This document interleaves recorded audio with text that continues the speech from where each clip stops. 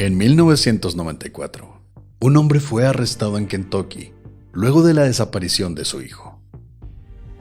Las autoridades al fin lograron encontrar al hombre, que por años había cambiado su identidad en varias ocasiones para evadir su arresto, ocultando mucho más de lo que imaginaban.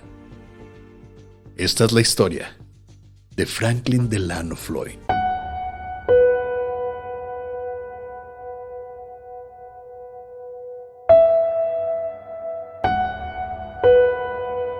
Estás escuchando Señales Podcast.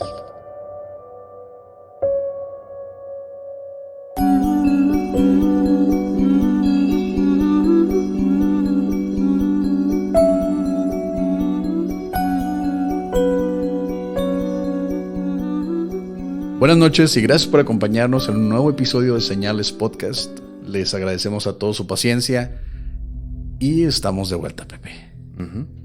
Y antes que nada, hay un saludo que quiero mandar. No mandamos saludos, siempre nos están preguntando en Instagram, en Twitter, en Facebook. Es interminable la lista de personas que nos piden. No podemos hacerlo con todos, una disculpa. Pero quiero mandarle un saludo a Viviana Sánchez de Colombia, que nos envió una imagen buenísima que acabamos de poner de portada en la página de Facebook. Que por cierto, síganos en Facebook, Twitter, Instagram. En Spotify ya nos pueden poner calificación. Abajito de la portada en la página principal del podcast viene ahí un número a la izquierda con una estrellita. Píquenle, 5 estrellas obviamente, y nos ayuda bastante.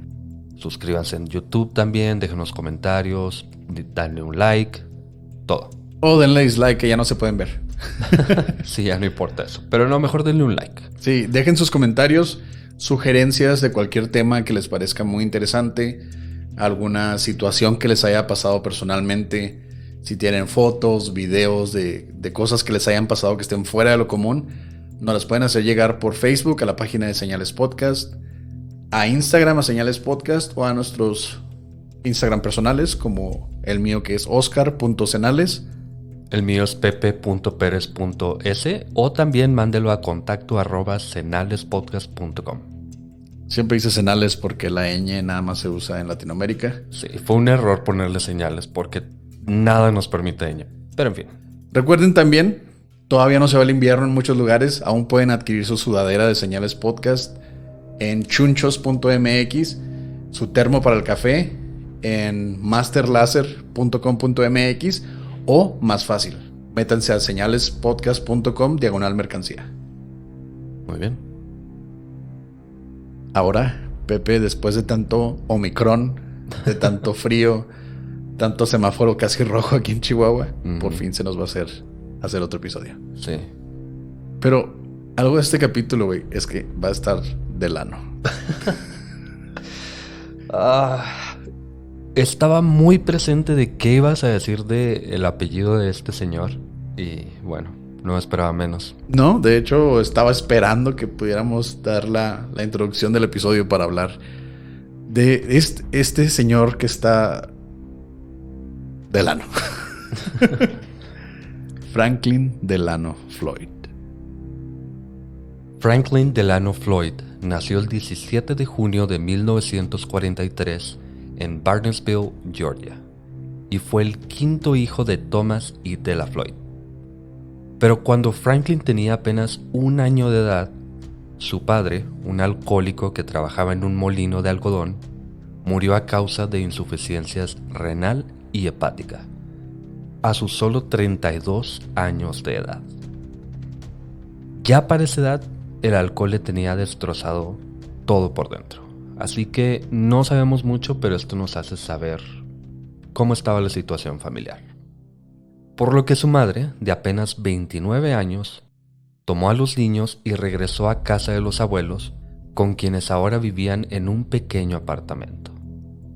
Pero solo 2 años después, en 1946, los señores le pidieron a Della que se fuera de su casa con los niños, por lo que los pequeños fueron puestos bajo el cuidado de la Casa Bautista de Cuidados Infantiles de Georgia, donde, para sorpresa de nadie, y si nos han escuchado saben que esto es algo recurrente en muchos casos, en Robert Black, en Albert Fish, en todos. Franklin dijo que en este lugar sufrió de burlas y ataques por considerarlo, entre comillas, afeminado, y hasta reportó haber sido sodomizado con un palo de escoba cuando tenía apenas 6 años de edad. Y para completar la pesadilla freudiana, los trabajadores del lugar, ultrarreligioso, claro, lo castigaban severamente por cualquier razón. Por ejemplo, en una ocasión que lo descubrieron masturbándose, su castigo fue sumergir sus manos en un tazón con agua hirviente. Así que obviamente, el desarrollo de Franklin no fue el mejor, por lo que comenzó a meterse aún en más problemas por comenzar peleas, por robar, por seguir haciendo todo lo que podía para, de alguna forma, tener control de lo único que tenía, su cuerpo, su mente. Actitudes que empeoraban cada vez que uno de sus hermanos se iba del lugar al cumplir la mayoría de edad. Recordamos que eran 5 hermanos, de diferentes edades, claro, y cada vez que uno cumplía la mayor de edad ya no podían ser cuidados en este lugar, así que los aventaban a la calle básicamente y él se iba quedando más y más y más solo.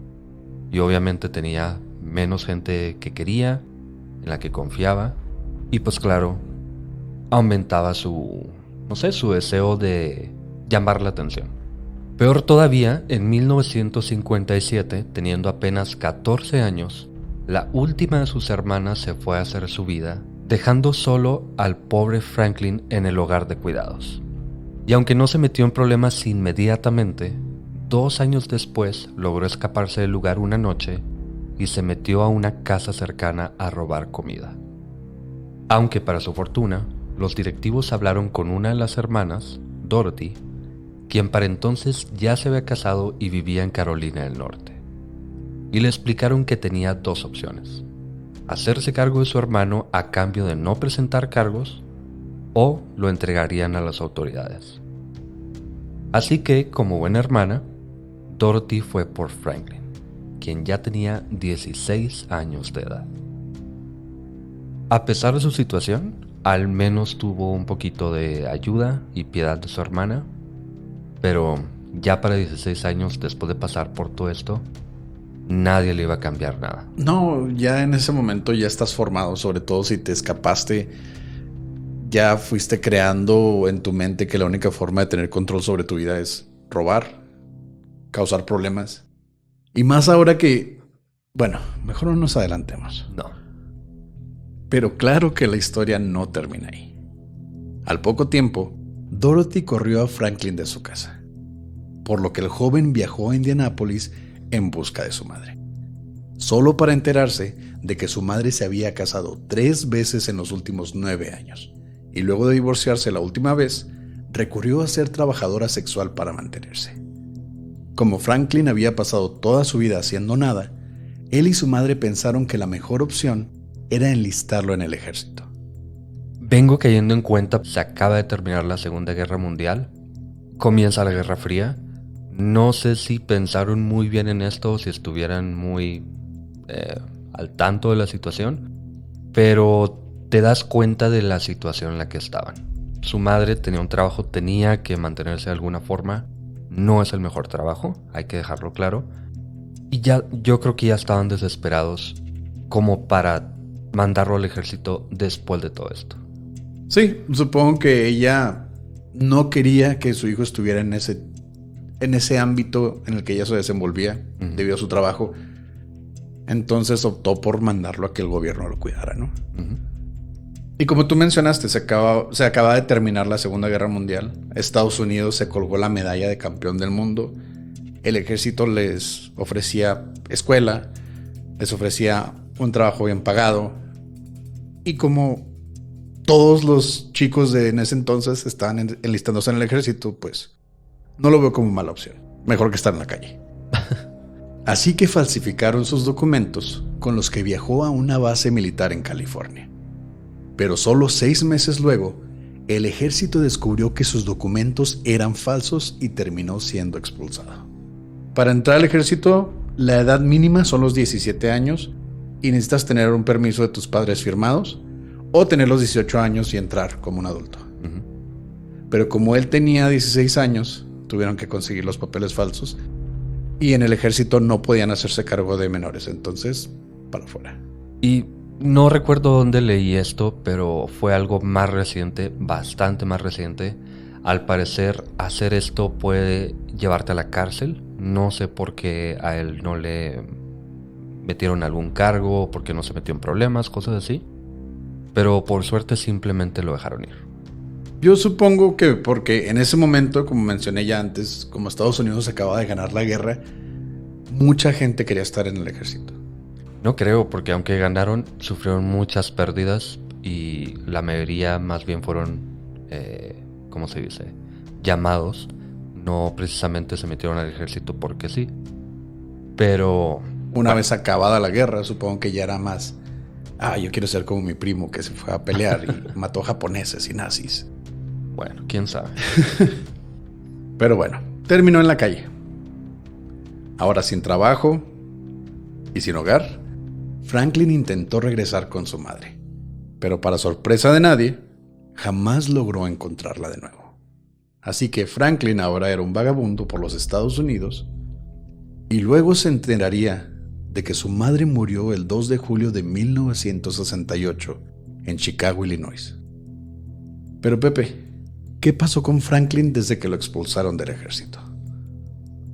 Pues apenas comienza esta historia. El 19 de febrero de 1960, todavía de 16 años de edad, Franklin logró meterse a una tienda Sears en Inglewood, California, de donde se robó una pistola. Pero al entrar, Franklin activó la alarma contra robos, así que al intentar salir, la policía ya lo esperaba fuera de la tienda, a quienes se encaró a balazos con la pistola que acababa de robar. Afortunadamente, Franklin fue trasladado a un hospital donde se recuperó de un balazo en el estómago y al darlo de alta fue ingresado a una correccional juvenil, donde vivió por 1 año más hasta que fue puesto en libertad condicional.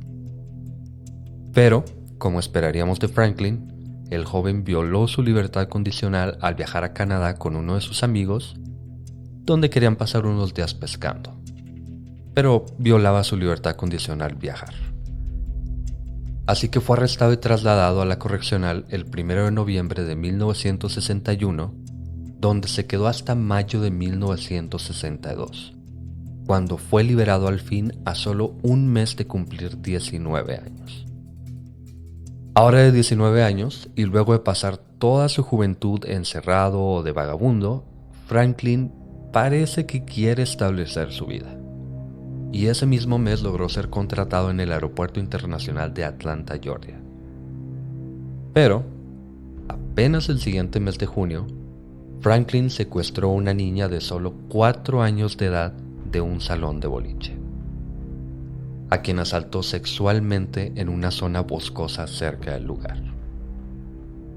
Por fortuna, Franklin fue atrapado inmediatamente y con evidencias que incluían semen y marcas de mordida en la niña, fue sentenciado el 31 de julio a entre 10 y 20 años en la prisión estatal de Georgia. Ya encarcelado, en noviembre de ese mismo año, lo trasladaron al hospital estatal de Milledgeville para evaluarlo psicológicamente. Me recuerda un poquito a Kemper. Kemper obviamente había matado a sus abuelos cuando fue trasladado a un hospital mental. No estoy diciendo que no haya sido malo lo que hizo Franklin, pero me recuerda mucho a Kemper, a cómo va por ahí con este tipo de conductas.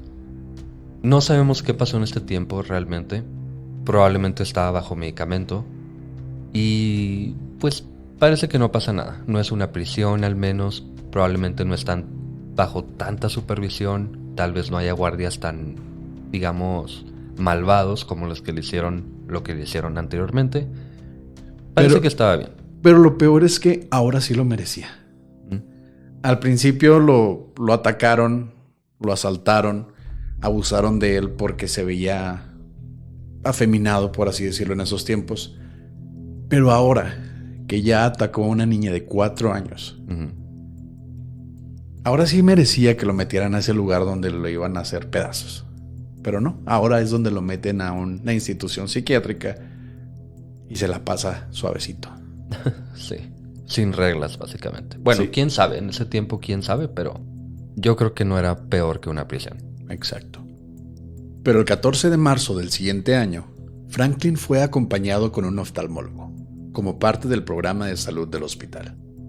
Paseo que aprovechó para escaparse y huir de la ciudad de Macon, en donde inmediatamente, al llegar, robó un banco de donde se llevó $6,000 en efectivo. Pero como ya sabemos, Pepe, Franklin no era precisamente un genio y fue arrestado casi inmediatamente. Ya en custodia confesó el robo, por el cual lo habían arrestado, explicando que lo había hecho para apelar su sentencia por violación. Voy a robar para poder apelar a que viole a una niña. Ujú. Este tipo merecía un premio por inteligencia. Entiendo, digamos que por alguna razón era inocente. Entiendo la desesperación, pero Aquí ya se sabía que no era inocente, entonces no puedes apelar a algo donde tienen las marcas de tus dientes, tu semen. sí, pero probablemente era algo que él ni siquiera pensaba. Él a lo mejor en su propia mente se convencía de que no había sido él o que no había sido algo malo, no sé. Entiendo la desesperación de querer hacerlo. A lo mejor fue una excusa, simplemente no sé. Pero robar un banco no es la mejor forma de tratar de apelar. Creo que nunca. Pero aún así, después de dar esa excelente excusa, fue sentenciado a 15 años por el robo y enviado al Reformatorio Federal de Ohio. Pero, de nuevo en la cárcel y convencido de no pertenecer tras las rejas, Claro. el 27 de septiembre, Franklin y un grupo de prisioneros intentaron atravesar la entrada de la prisión con un camión de bomberos que lograron encender al cortar los cables. Pero no lograron atravesar la reja y todos fueron detenidos. ¿Sabes que aquí en México, en Alemania y no recuerdo en qué otro país no es ilegal escaparte de la prisión a menos de que cometas un delito haciéndolo? No sé si él lo leyó en algún lugar, pero robarse un camión de bomberos y tirar una puerta no es exactamente la mejor forma de hacerlo. Creo que eso es un crimen. Creo que sí. Sí. Bueno, esta vez Franklin fue enviado a la Penitenciaría Federal de Máxima Seguridad de Illinois. Ahora sí lo mandaron a las grandes ligas, a la Casa Grande, en donde, según él, fue violado y atacado por los prisioneros constantemente, por ser un hombre delgado y de baja estatura. Tanta fue su desesperación y poca la atención que recibió de las autoridades, que en una ocasión escaló al techo de la prisión y amenazó con suicidarse. Pero luego de calmarlo, el encargado de la cárcel logró transferirlo de vuelta a la prisión estatal de Georgia en 1968, en donde al parecer ahora estaba a salvo y hasta hizo amistad con uno de los prisioneros llamado David Dial. David era un hombre alto, musculoso, que logró protegerlo por los siguientes 4 años que estuvo en prisión. Supuestamente David era un hombre respetado en la prisión, probablemente le tenían miedo. ¿Quién sabe cómo se hizo amigo de él? Me gustaban chaparritos. Pero pues al menos tuvo protección por los siguientes 4 años. Y después de 4 años, en noviembre de 1972, ya a sus 29 años de edad, Franklin fue trasladado a una casa de rehabilitación en donde vivió por los siguientes 2 meses. Luego de los que fue puesto en libertad condicional junto con su amigo David. Pero, lo volvemos a decir, para sorpresa de nadie, solo una semana después, el 27 de enero de 1973, Franklin se acercó a una mujer que cargaba combustible en una estación de gasolina, a la que obligó a manejar con él en su carro e intentó atacarla sexualmente. Pero ella logró escapar y alertar a las autoridades, por lo que Franklin fue de nuevo arrestado. Usted no aprende, ¿verdad? No. Solo que esta vez, Franklin logró convencer a su amigo David de pagar su fianza de $3,000 nada más para salir en libertad condicional. Y luego de ser liberado, se dio a la fuga. Y cuando llegó la fecha de su audiencia ante la corte, en junio, a la que obviamente no asistió, las autoridades giraron una orden de aprehensión contra él. Pensaban que Franklin seguía viviendo con su amigo David, en donde se supone que debía permanecer, pero claro que para entonces ya no se encontraba cerca de ahí. De hecho, Franklin había pasado los últimos meses de estado a estado por todo Estados Unidos. Según algunos testigos, Franklin vivió por un tiempo con uno de sus hermanos en Virginia, pero ya no estaba ahí al buscarlo, y otros testigos dijeron haberlo visto en Connecticut, donde vivía una de sus hermanas, pero tampoco lograron encontrarlo ahí. De hecho, aparentemente la casa de su hermana fue robada la misma noche que los vecinos dijeron haber visto a un hombre de su descripción. Aunque, y aquí abro unas comillas enormes, aunque no está claro si fue él el responsable. Obviamente fue él. Aunque lo de testigos y alguien de la misma descripción, es un hombre totalmente... promedio. Sí, el estereotipo de hombre americano. Así que no creo tanto que haya sido exactamente él, pero es una coincidencia bastante coincidente. Eso sí estuvo de lano. Van dos, te la estoy contando. Pero desde entonces, Franklin no fue visto o arrestado de nuevo. De hecho, para el siguiente año, 1974, Franklin ahora se encontraba en Carolina del Norte. Solo que ahora se hacía llamar Brandon Williams, con la intención de eludir su arresto. Espérame. ¿Se llama Franklin Delano Floyd? Acabo de mencionar que era un nombre totalmente genérico. Y el mejor nombre que piensa ponerse para eludir a las autoridades es el nombre más americano que haya leído en mi vida. Le faltó ponerse John Johnson, John Smith. Brandon Williams. Es el mejor nombre que pudo pensar. Como tú dijiste, es una persona súper genérica, usas un nombre genérico, vas a encontrar millones de personas iguales. Pues, la forma más fácil de esconderte es a simple vista. Ok.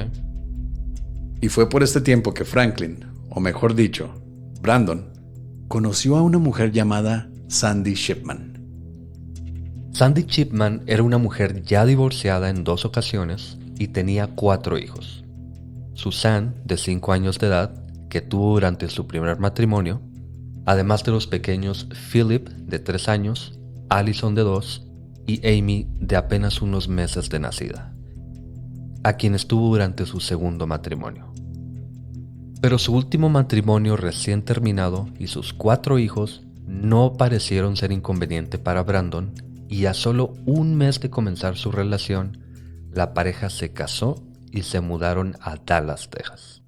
Pero Sandy al parecer aprendió algunas cosas de Brandon, ya que apenas el siguiente año de 1975 fue arrestada por fraude y sentenciada a 30 días en la cárcel, por lo que dejó a sus 4 hijos bajo el cargo de su ahora esposo, Brandon. Pero luego de cumplir su sentencia y regresar a casa, Sandy encontró el lugar completamente abandonado y sin señales del paradero de Brandon o de sus hijos. Además, su cuenta de banco ahora estaba vacía. Por fortuna, luego de buscar y preguntar por sus hijos por toda la ciudad, Sandy encontró a 2 de ellas, Allison y Amy. Ellas estaban en una casa de servicios sociales de una iglesia, un orfanato básicamente. Pero nunca supo qué fue de Brandon ni de sus hijos restantes, Susan y Philip, quienes tenían 5 y 3 años de edad.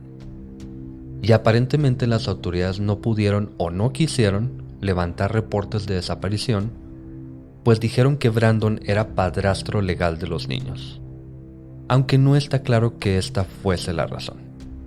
Supuestamente tenía derecho a llevarse a los niños, por eso no podían levantar la denuncia. Pues lo veo un tanto factible porque como Brandon Williams no existía realmente, no había un pasado de crímenes ni nada, no hay antecedentes penales en ese nombre, y ella al ir a la cárcel por fraude se diría, no, pues se los llevó de la mala influencia. Entonces Yo creo que por eso, con esa mentalidad de los 70s que tenía la policía y la sociedad en general, si era más, todavía era un poco más machista, y si era, no, pues que el esposo se los llevó de la mala madre. No sé, porque el que dejara a sus dos hijas, hijastras, bajo el cuidado de quién sabe quién, unos extraños. De alguna manera fue hasta responsable porque los dejó en una casa de atención social. No sé, pienso diferente, pero en fin. Sí, yo no estoy diciendo que esté bien que lo haya hecho porque todavía lo que viene es un poco más reborujado y un poco más fuerte, pero nada más sabiendo eso. Reborujado. Sí, para los que no son de Chihuahua, reborujado es un poco más confuso. Rebuscado. Rebuscado. Por cierto, me acordé. ¿Te acuerdas que en el episodio de los monitos de Miyoki mencioné que mis papás van muy seguido a pueblitos a comprar cajeta, por ejemplo? Sí. Me dijo una persona argentina, me preguntó una persona argentina que qué es cajeta. Le expliqué que es un dulce, es como... ¿Dulce de leche? Sí, un dulce de leche que es como un tipo de, digamos, mermelado, jalea que le pones un pan o cosas así. Y me dijo, ok, porque jalea acá en Argentina significa vagina. Y estaba totalmente confundida. Entonces, que les quede un poquito claro a nuestros amigos de Argentina, no hablaba de... Sí, de eso. y reborujado es simplemente algo, sí, confuso. Sí. Rebuscado, como dijiste. Perdón, Chihuahua, regionalismo, Sí, México. Una disculpa. Entonces sí, por eso todavía lo veo más factible, pero en fin. En fin, por los siguientes 10 años, Brandon, o Franklin, pareció desaparecer por completo, así como los pequeños a los que aparentemente se había llevado con él. Pero, luego de muchos años, se logró saber qué pasó con él. Durante los años 80, Franklin usó el nombre falso Warren Marshall. Durante esa década, Franklin y su hija, Sharon Marshall, vivieron en Atlanta, Georgia, donde él trabajaba pintando casas. Según sus amigos y vecinos, Warren decía que su esposa había muerto en un accidente automovilístico, por lo que ahora criaba solo a su hija. Mientras, Sharon estudiaba en la preparatoria y era una de las mejores en su clase. Tanto que al graduarse, logró conseguir una beca completa por la Universidad de Georgia Tech para la carrera de Ingeniería Aeroespacial.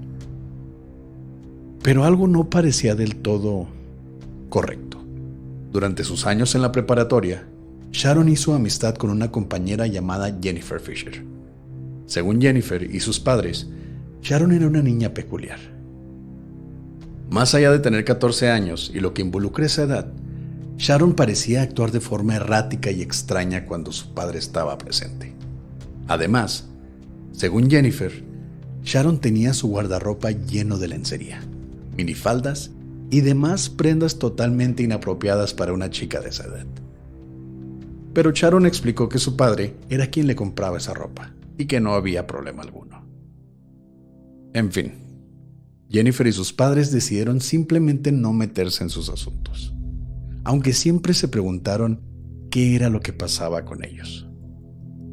Pero luego de graduarse de la preparatoria en 1977, Sharon, quien quería perseguir su sueño de trabajar para la NASA, resultó embarazada de su novio secreto, con quien se escapó a Alabama. Pero un día, de la nada, el novio despertó en su cama con una nota de Sharon a su lado, explicando que su padre se la había llevado. Así que su padre Warren, es decir, Franklin y ella, desaparecieron por unos años. Y ahora nos brincamos 2 años, a 1989. En ese año, Franklin, ahora bajo el nombre de Clarence, se mudó a Tulsa, Oklahoma con su nueva esposa, Tonya Dunn Hughes, y su hijo Michael.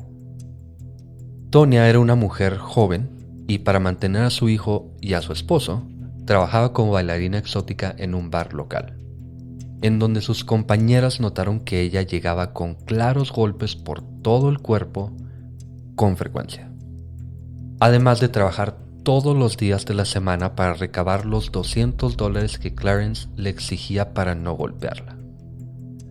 Sus compañeras intentaron convencer a Tonya de reportar a Clarence a las autoridades o huir, pero él, por alguna razón y sin ser policía, Era miembro de la Orden Fraternal de Policías, básicamente un club de oficiales con los que había forjado amistad. Así que Clarence la amenazó de matarlos a ella y a su hijo si intentaban escapar o denunciarlo, sabiendo que sus amigos policías lo protegerían. Y no dejamos de encontrar estas similitudes o patrones de sociopatía en ese tipo de gente, como en el caso de Ed Kemper, que él frecuentaba un bar de policías y ahí él mismo escuchaba cómo su caso se iba desarrollando y así podía seguir eludiéndolos a todos. Entonces, Clarence o Franklin o Warren, total, Delano, él supo con quién acercarse para siempre estar a la raya de la justicia.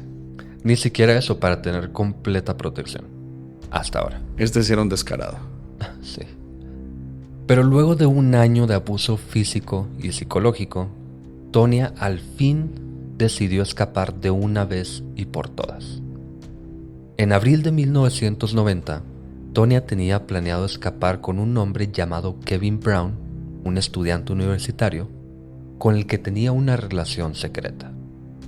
Pero solo unas semanas después de hacer el plan, el 25 de abril, Tonya fue encontrada apenas con vida a la orilla de la carretera por unas personas que manejaban por el lugar, justo al lado de algunas bolsas de supermercado llenas de despensa, y aparentemente en camino a un motel cerca de ahí. Tonya fue trasladada en ambulancia a un hospital en la ciudad de Oklahoma, donde fue internada en estado de coma. Al siguiente día, Clarence llamó al supermercado preguntando por Tonya, y fue entonces que se enteró de que había sido llevada al hospital luego de aparentemente ser atropellada a la orilla del camino. Según él, se quedó dormido esperando a Tonya porque la mandó por el mandado, porque obviamente ella tenía que hacerlo todo, y hasta el siguiente día se despertó y se dio cuenta de que no había llegado, según él. Clarence entonces fue al hospital, donde preguntó por el estado de Tonya, y luego de verla en camilla, llamó al bar donde trabajaba para pedirle que le pagaran el dinero que le debían por la noche anterior. Se está muriendo su esposa y lo primero que hace es llamar para pedir dinero. Digo, entiendo, a lo mejor le iban a cobrar algo, pero suena a que simplemente la utilizó para obtener el dinero. Sí, simplemente lo hacía por eso. De hecho, Tonya era víctima de explotación sexual por parte de... De hecho, Tonya era víctima de explotación sexual por parte de Clarence. Se menciona de que Tonya de hecho tenía cirugías plásticas, tenía implantes de senos, implantes de glúteos, pero de lo más barato posible. Y forzadas. Sí, forzadas. Ella no quería, pero él la llevó con un cirujano de esos baratos de cuarta y pónganle esto nada más para que consiga más dinero. Y él la esperaba afuera todos los días después de que terminara su turno. Y si no le daba el dinero, la golpeaba enfrente de todos. Uh-huh. Esto lo oían las compañeras de Tonya todas las noches.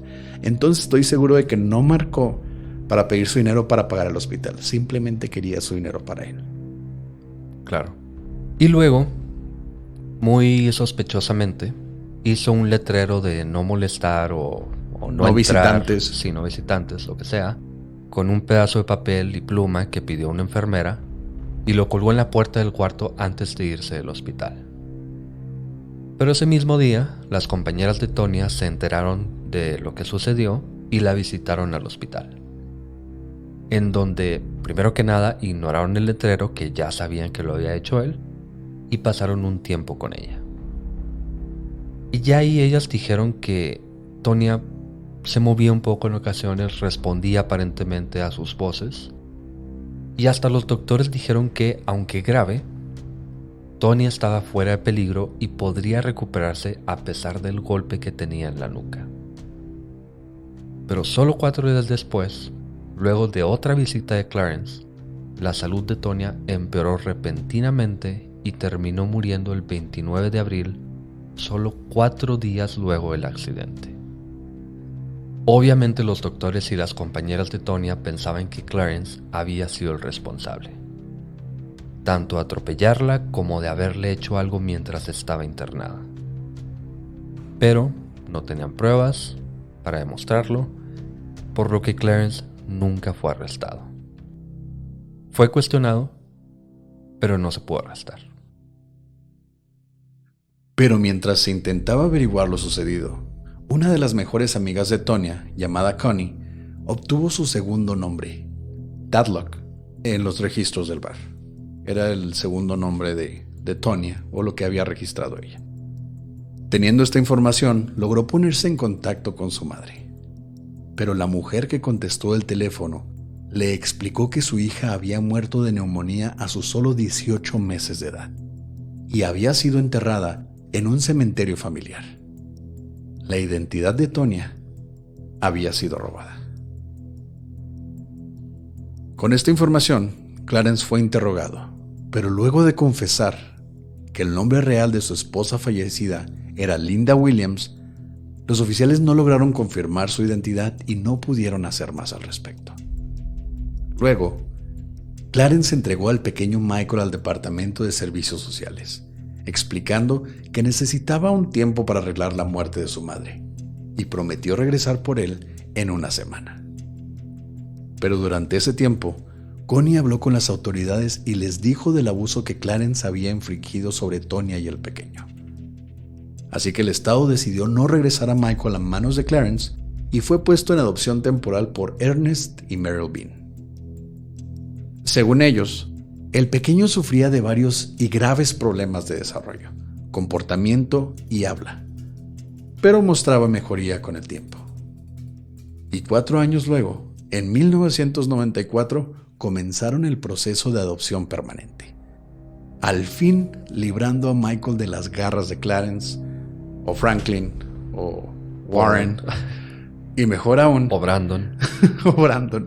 Y mejor aún, Clarence intentó cobrar el seguro de vida que había comprado para Tonya, pero como no podían encontrar registros con su nombre o número de seguro social, al fin, Clarence les dio su verdadero número, con lo que descubrieron quién era en realidad: Franklin Delano Floyd, fugitivo desde hacía años. Entonces Franklin fue arrestado por atacar a una de las mujeres de las que ya hablamos, a la que obligó a manejar con él en el automóvil. Y ya en la cárcel, Franklin tomó clases de paternidad. Según él, porque su único propósito en la vida era recuperar a Michael. Pero, aunque sí recibió los $80,000 del seguro de vida, que no entiendo por qué, también se le obligó a dar una muestra de ADN para compararla con el ADN de Michael. Luego, en marzo de 1994, Franklin fue puesto en libertad, pero con la prueba de ADN se comprobó que Michael no era su hijo, y se le negó la petición por esa razón. Además por su pasado delictivo. No más. Pequeño detalle, ¿no? Sí, no era su padre, y todavía tiene esta multitud de haber estado en cárcel, en reformatorios, de haber atacado sexualmente a una niña de 4 años, a una mujer a la que secuestró, un montón de cosas. Pero fue por el ADN. Se dice que él peleó mucho por Michael. No sabemos exactamente por qué y de verdad no llego a una conclusión de por qué o a una teoría de por qué. Pero aunque no era el padre, de todas maneras él fue la figura paternal de Michael por mucho tiempo, así que aparentemente le dieron derechos de visita, aun cuando él ya estaba en un hogar adoptivo, y lo trataban bien, se ocupaban de él, lo llevaban al psicólogo, a la iglesia. Güey, lo trataban como un niño. Sí, pero él tenía derechos de visita por alguna razón. Pero como ya conocemos bien a Franklin, esto no se detuvo ahí. En julio de ese año, Franklin fue descubierto intentando robar ropa interior del armario de una mujer quien regresaba de una fiesta con su novio. La pareja lo descubrió dentro de la casa, llamaron a la policía y fue arrestado una vez más. Pero su fianza, que no entiendo por qué le siguen poniendo fianzas, fue de tan solo $7,000 que no tuvo problema en pagar porque le pagaron por haber matado a su esposa y fue liberado una vez más. Fue entonces que Franklin pareció perder aún más los estribos. Pues Meryl, la madre adoptiva de Michael, reportó en varias ocasiones que Franklin pasaba frente a su casa en una camioneta, además de descubrir una tienda de campaña en una zona boscosa cerca del hogar.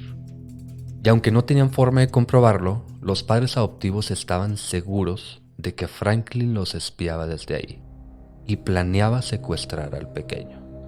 Si la policía se hubiera quedado unas horas adentro de la casa, lo habrían visto pasar por afuera de la ventana, lo habrían visto poner su casita de campaña, poner música, lavar su ropa ahí enfrente.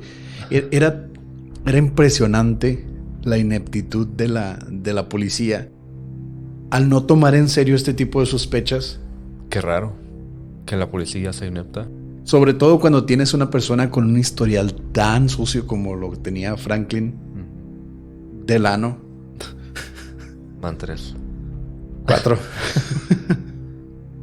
Además de que sus sospechas no fueran tomadas en serio, no pasó mucho tiempo para que se volvieran realidad. El 12 de septiembre de ese año, Michael estaba en su salón de clases de primer año cuando Franklin entró a la escuela armado con una pistola. Franklin logró dar con la oficina del director, a quien amenazó con el arma para llevarlo al salón de Michael. Luego, Michael obligó al director James Davis y a Michael a subir a su camioneta. Luego de manejar unos kilómetros, Franklin bajó al director, lo esposó a un árbol en un área boscosa y lo dejó en el lugar mientras huyó con el pequeño. Por fortuna, el director fue encontrado al poco tiempo por las autoridades, quienes ya habían sido alertadas. Pero Franklin logró escapar. 2 meses después, Franklin fue arrestado en el estado de Kentucky, donde trabajaba como vendedor de autos usados. Pero Michael nunca fue encontrado. Varias personas dijeron haber visto a Franklin enterrando un cuerpo en un cementerio, pero también habían reportes de diferentes historias. Por ejemplo, según una de sus hermanas, Franklin le dijo que lo había ahogado en una tina en un motel en Georgia, y unos oficiales decían que él les había dicho que el pequeño estaba a salvo, pero no podía decirles dónde ni cómo. En fin, por muchos años Franklin se negó a aclarar qué había pasado con Michael, pero se presumía que estaría muerto. Pero la investigación sí logró esclarecer varias cosas. Los restos de Tonya Hughes, madre de Michael, fueron identificados al fin. Recordemos que su nombre había sido robado y después él dio otro nombre y bueno, en fin, no sabíamos quién era ella. Ella era en realidad Suzanne Murray, la hija mayor de Sandy Chipman. Franklin había secuestrado a su hijastra en 1975, a quien crió y manipuló para obligarla a ser su pareja. Son un montón de nombres, pero la mujer con la que se casó, que tenía 4 hijos, ella tenía a Suzanne y a otros 3. Él se fue con Suzanne y con otro niño, dejando a 2 en una iglesia, y a esa niña la creció, la manipuló, le lavó el cerebro, como le quieran llamar, y se casó con ella. Primero dijo que era su hija, la tenía en la preparatoria, ella iba muy bien, quería estar en la NASA, y de pronto ahora era trabajadora sexual y era su esposa, y tenía un hijo con ella. Pero el hijo no era de él, era del novio que había tenido ella con el que se escapó en Alabama en la preparatoria. No, de hecho, ese primer hijo lo tuvo después de escaparse, después de que Franklin fuera por ella a Alabama. Lo dieron en adopción, no sabemos en dónde, ni cuándo, ni nada. Después tuvo otro hijo y este fue Michael. Pero Michael tampoco era de Franklin. God damn. Sí, es un... no sé ni por dónde empezar para... Bueno, creo que ya lo explicamos bien. Sí, Suzanne, después fue Sharon y después fue Tonya. Uh-huh. Primero fue su hijastra y luego su hija biológica y luego su esposa. Uh-huh. Y después su víctima mortal. Sí. Y años más tarde, en 1995, los restos de una mujer fueron encontrados por un jardinero en la carretera interestatal 275 en Florida. La mujer fue identificada como Cheryl Ann Comeso, una ex compañera de Tonya, o Suzanne, O Sharon. o Sharon, con quien Franklin había tenido una pelea luego de que Cheryl lo reportara por evasión de impuestos. Coincidentemente, Franklin y Suzanne se mudaron de Florida a Oklahoma un día después de la desaparición de Cheryl. Coincidentemente. Esto de Florida fue después de tener al primer hijo y antes de mudarse a Oklahoma donde ella tuvo a Michael. Pero esto no se sabía, se supo hasta mucho después, ya cuando encontraron los restos y que pasó algo más. Por si fuese poco, en marzo de 1995, un mecánico en Kansas descubrió un sobre con 97 fotografías en la parte de abajo de una camioneta que compró en una subasta. Este sobre tenía estas 97 fotos, incluyendo fotos de una mujer atada y golpeada. La camioneta fue investigada y se determinó que Franklin la había robado en Oklahoma en 1994 y luego la abandonó en Texas. Y la mujer de las fotografías fue identificada como Cheryl Comeso. Estas fotos están bien feas, bien gráficas. La mujer tenía quemaduras de cigarrillos, tenía cortadas, le cortó partes de la vagina, la dejó casi irreconocible y aún así le tomaba fotos y las guardaba. En estas mismas fotos, estas 97 fotos, se encontraron algunas de Suzanne, siendo menor de edad, usando la ropa sugerente que le compraba Franklin. Pero en fin.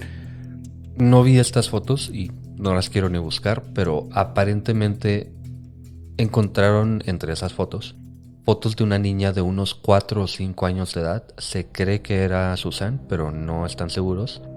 Pero además hay fotos de otra mujer, aparentemente de, 18 y 19 años. No se sabe quién es. Esto sigue sin esclarecerse, él no dice nada. Así que todo lo que estamos contando y lo que vamos a contar se queda corto con lo que probablemente pasó. Después de ser identificada como Cheryl Comeso, Franklin fue sentenciado por el secuestro, tortura y asesinato de ella.